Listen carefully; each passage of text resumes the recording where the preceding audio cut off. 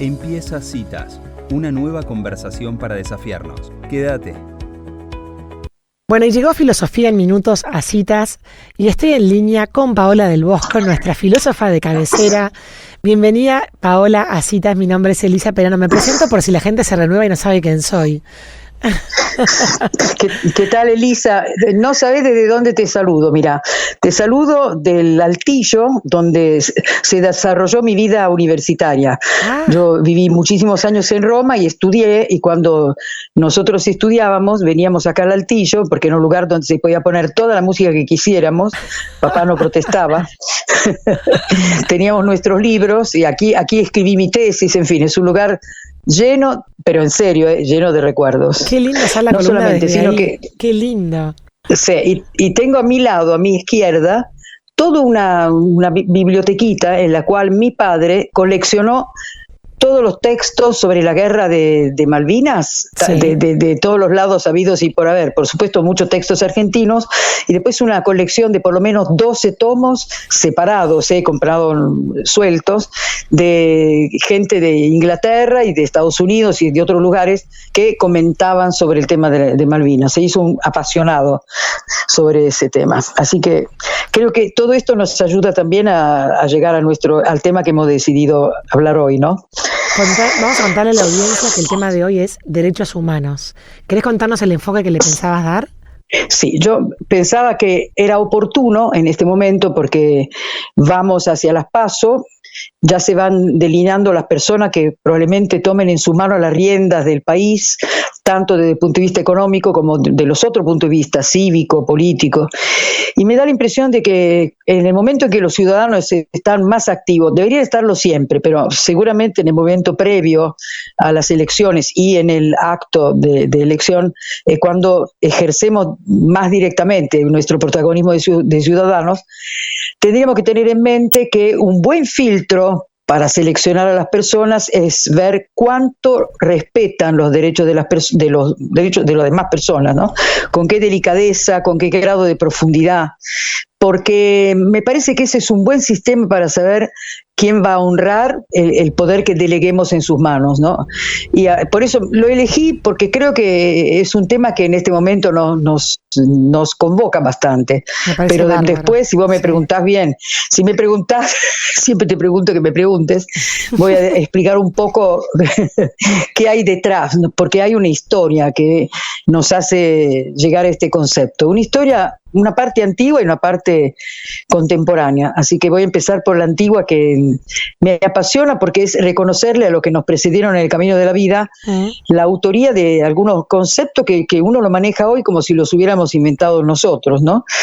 Entonces, primero, no es que voy a hablar mal de Platón y Aristóteles, de nuestra tradición filosófica occidental, pero sí tengo que aclarar que a pesar de que ambos pusieron en evidencia características humanas que hacían los seres humanos, digamos, distintos a los otros seres vivientes, porque dotados de inteligencia y de voluntad libre, ambos reconocían eso. Sin embargo, no se escaparon de la tradición cultural que permitía en su ámbito que hubiese esclavos. Y a pesar de que Aristóteles, los dos me gustan, pero me duele cuando leo que Aristóteles dice que un esclavo es un ser viviente cuya voluntad está en la mano del amo, como si fuera un ser que no pudiera usar su propia voluntad. Me duele, porque un tipo tan inteligente, no sé cómo explicar, yo hubiera querido encontrar en él, en fin, todas las cosas positivas de la vida, pero no lo encontró. Entonces quizás hay que buscar en filósofos posteriores, que son del periodo intermedio, entre el tercer y segundo siglo antes de Cristo, los estoicos, este movimiento tan particular que hace un estudio de las pasiones. Yo alguna vez conté la idea de las pasiones y lo voy a retomar en alguna otra de estas pastillas de filosofía. Pero ellos dicen una cosa muy interesante, y es que la característica de los seres humanos es que son seres dotados de razón. En realidad usa la palabra logos, que en griego es más versátil, porque la palabra logos significa palabra, razón, significa también nexo, principio, es decir, gente que puede razonar, vamos a decir, puede razonar y puede hablar. Bien, eso define al ser humano. Y que, dada que esa es su característica, en el fondo, todos los seres humanos valen por igual, ¿no? Por lo tanto, los define o nos define como a cada uno de nosotros como cosmopolites, es decir, ciudadano del cosmos. Me encanta. Estamos hablando de 250 años antes de Cristo, quiere decir, es una gran capacidad poder ver con claridad qué significa nuestra humanidad. Así que yo considero esta afirmación de los estoicos, si querés, como un antecedente de los derechos humanos. Por supuesto que no dice derechos humanos, ¿no? Pero bueno, me parece que es bueno referirnos a eso, reconocer que nuestra capacidad de razonar y también de expresarnos es una característica propia nuestra, y que cualquier otro ser humano, del color que sea, del tamaño que sea, etcétera, al reconocerle su humanidad, le reconocemos esta capacidad de ser habitante del mundo. Bueno, y ahora viene la otra elaboración, que es cómo nos ponemos frente a alguien que es así, ¿no? Cómo es el reconocimiento del otro como un igual, ¿no? Que digamos, es complejo. Entonces, si querés, le doy 2 golpecitos. Uno seguramente es el cristianismo, porque sobre todo en las cartas de San Pablo encontramos unos comentarios que podrían ser perfectamente un antecedente de los derechos humanos, cuando él dice que ya no hay judío ni gentil, ni varón ni mujer. Es decir, en el fondo somos humanos, y eso hace que seamos todos hijos de Dios y toda gente por la cual Cristo murió en la cruz. Eso sería como una afirmación fuertísima. Pero, dado que en el mundo hay mucha gente que no comparte la fe, o que tiene otra fe, etcétera, entonces evidentemente es necesario darle una fundamentación teórica fuerte. Yo puse en una cosa que escribí que era interesante, hablamos siempre peste de la Edad Media, siempre se dice medieval. Sin embargo, la estructura feudal, si bien estaba como muy estamentada, había una conexión entre cada estamento y cada uno le debía algo al otro. Así que pensá vos que en esa época se forja la expresión noblesse oblige, que la nobleza obliga, porque los señores feudales tenían obligaciones para con su pueblo. Tenían que garantizar, por ejemplo, la justicia, tenían que garantizar el acceso a los bienes. Por supuesto, ellos después le servían al señor con su trabajo. No digo que quiero volver a la Edad Media, aclaremos, pero quiero decir, alguna cosa buena vieron. No tanto del lado del derecho, sino del lado de la obligación, que es como la contracara, ¿no? Bien, sigamos en la historia. Todavía estoy saliendo mejor dicho, estoy al final de la Edad Media, estoy pensando siglo XIII, la Carta Magna, esta especie de preconstitución en Inglaterra del rey Juan, que garantiza a los súbditos ciertas prerrogativas. Así que podríamos decir que eso es un atisbo de derechos humanos.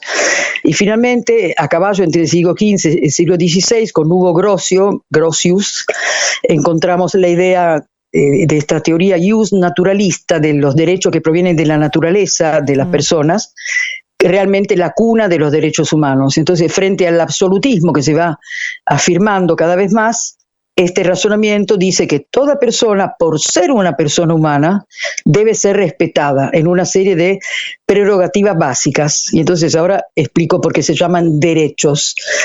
Porque salen directamente del ser de la persona. Me gusta esto lo hace fácil de entender, ¿no? Claro. Que emana directamente de mí. Emana que vos me reconoces como un ser humano y entonces me tratás acorde a lo que soy. Bien, tenés que reconocerme y frente a mí, es decir, mis derechos te despiertan obligaciones, ¿no? Qué sé yo, Elisa, vos hacia mí no creo que pasa por el cariño, no es una cosa tan fría y seca, ¿no? Seguro, pero quiero decir, con gente ajena, sin embargo, el que ve su humanidad y solo somos plenamente humanos si reconocemos la humanidad del otro, ¿no? Entonces, al reconocer su humanidad nos sentimos obligados frente a esa humanidad. Eso es un buen sentimiento, no es malo, al revés. Nos ata unos a otros, haría imposible la guerra. Yo voy a contar una anécdota, decime si puedo. Sí. Como extra filosófica, bien, entonces alguna vez la conté porque me impresionó mucho.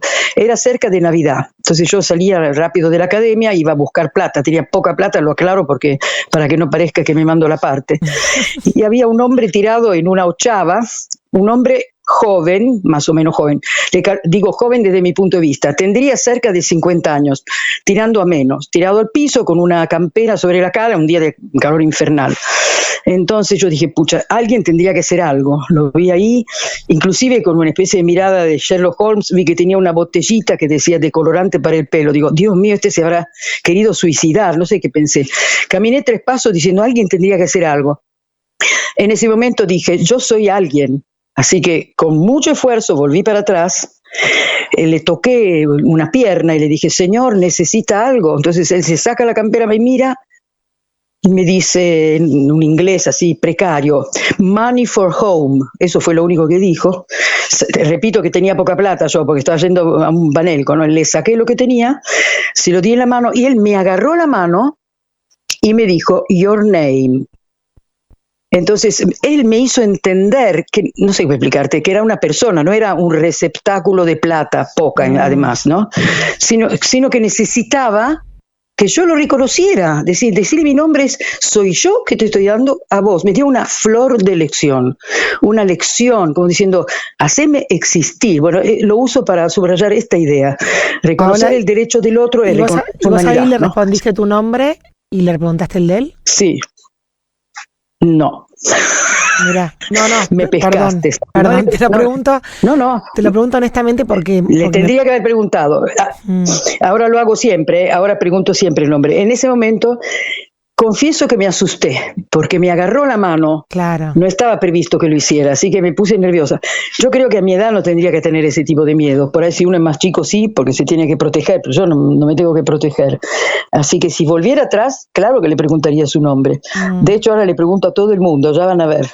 Pero sí, es una buena pregunta la tuya. ¿Entendiste cuál es la consecuencia de eso, no? Claro, porque vos sabés que escuchándote hablar, me parece que hay veces que el contacto, o sea, la dignidad de la persona está en esa mirada, o en no ignorar, o cuando uno da algo o recibe algo, en poder mirarse. No creo que hay una cosa ahí de dignidad que es la que tenemos que rescatar de vuelta, que tenga con los derechos humanos, ¿no? Absolutamente. Conté esto porque yo no me sentí contenta cuando me fui de ahí. Me parece que hice demasiado poco. Es decir, que por ahí tendría que haber preguntado algún refugio, no sé, alguna cosa más, ¿no?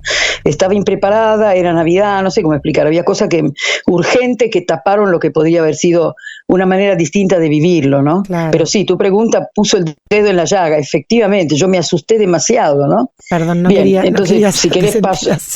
No, escúchame, no sé cómo explicarte. Vos le das, ¿cómo te puedo decir? Realismo a esto. Yo no estoy presentando, no me pasé en limpio. Claro. Salgo así, aprendí mucho. De hecho, ahí empecé a preguntar el nombre a todo el mundo. Claro. Por interés real, no por una cosa rígida, ¿no? Sí, total. Bien, entonces ya hemos avanzado y yo voy a mencionar 2 cosas teóricas más y después te dejo en paz. La primera es que finalmente, después de los horrores de la Segunda Guerra Mundial, donde claramente del Tercer Reich aprendimos que negar los derechos de las personas no solamente destruye a personas que se mueren, sino que destruye también a las que matan. Quiere decir que la cuestión de la raza superior produjo un daño tremendo en la historia del país por culpa de la ideología nazi, porque no sé cómo decir, de la pretensión de superioridad en el fondo mostró su contracara. El que es superior y destruye, el que cree que es inferior, en el fondo se autodestruye también. Por ahí no murió físicamente, pero hubo algo, digamos, la vergüenza de pensar que en tu país pasó todo eso dura mucho más que una generación, entonces hay una destrucción. Entonces, al final de la Segunda Guerra Mundial, que tiene un saldo entre 70 millones, 80 millones de personas, porque tiene coletazos que siguen más allá, se reunieron, en el primer momento eran como 50 naciones, después creo que todas firmaron, y el 10 de diciembre de 1948 se firmó la Declaración Universal de los Derechos de la Humanidad o de los seres humanos, que consta de 29 artículos, creo que no me acuerdo si son 29 derechos y un último y un artículo número 30 que dicen que no se pueden cambiar. Después personas más precisas pueden ir a verlo. Son derechos en los cuales coincidimos plenamente, que empiezan con el derecho a la vida. Pero me gusta, si alguien va a la Carta de los Derechos Humanos, que miren los considerandos, porque son como una serie de, ¿cómo te puedo decir?, de punto de encuentro de personas de distintas culturas, ¿no?, de distintas tradiciones, inclusive religiosas, que sin embargo se dan cuenta de que deben ponerse de acuerdo en cuestiones fundamentales y entonces aceptan firmar esta carta diciendo que es digamos, un punto de partida para un tipo de convivencia que sea pacífica, ¿no? Hay una serie de derechos. El derecho número 26 es el derecho a la educación. No sé, yo lo hubiera puesto antes, pero bueno, aparece el número 26 y aparece. Y entonces, a raíz de eso, después hay como una elaboración posterior y algunos derechos se han como explicitado, es decir, no es que se añadieron otros, sino que del derecho a la vida, del derecho a poder formar una familia, etcétera, etcétera, aparecen, se clarifican, digamos, otros derechos y así más específicos, ¿no? Pero bueno, es un largo camino y sabemos que por más que hayan firmado casi todas las naciones, estos derechos no se respetan.